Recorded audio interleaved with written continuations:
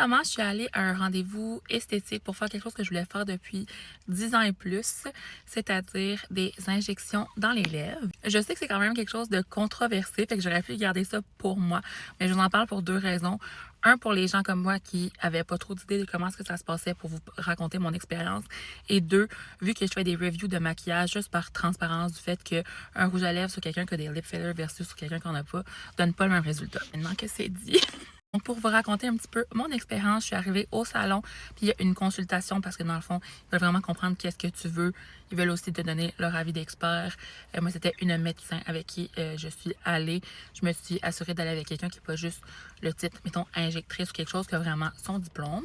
Là, une fois que c'est déterminé, ça va être quoi à peu près la quantité qu'ils auront besoin par du plan de match.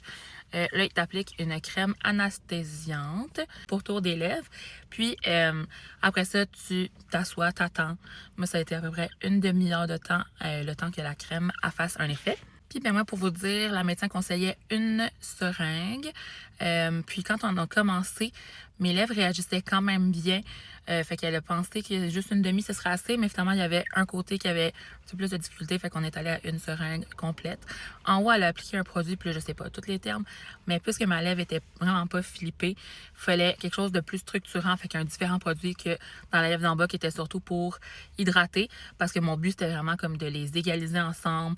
Puis, je disais justement que c'est parce que j'aime beaucoup mettre du rouge à lèvres, des produits, tu sais, je me maquille, j'aime avoir comme justement les lèvres un petit peu plus juicy. Je voulais équilibrer parce que en haut, admettons, quand je souriais, mes lèvres disparaissaient un petit peu. Donc après ça, pour vraiment faire les injections, c'était vraiment pas si douloureux.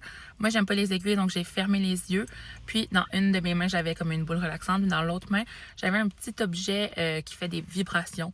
Ça te déconcentre de la douleur, mais ça a bien fonctionné. En haut, j'estime que c'est à peu près un genre de 3 sur 10 sur la douleur. Puis en bas, surtout au milieu, un genre de 4 sur 10. C'est un petit peu plus fatigant. C'est sûr que ça fait pas de bien, mais ça dure vraiment pas longtemps. Fait que c'est très gérable. Puis ça vient de moi qui est quand même pas très tolérante à la douleur dans la vie. Ça, dans les jours qui suivent, c'est sûr que ça enfle un peu. Il y a un petit peu des bleus, mais c'est vraiment sur la lèvre. Il n'y a pas des bleus partout autour de ta bouche. Là. Au niveau de tes lèvres, mais après 2-3 jours, tu peux mettre un peu de rouge à lèvres, un peu de cacherne pour camoufler le tout. Puis ça devient de plus en plus naturel. On s'habitue aussi à les voir comme ça dans notre visage. Puis ça finit par avoir le même effet que juste après les avoir mis. Dans le fond, c'était ça que je devais m'attendre comme le résultat. Et je dirais que c'est à peu près ça aussi. Fait que voilà, je suis restée quand même dans le résultat assez naturel.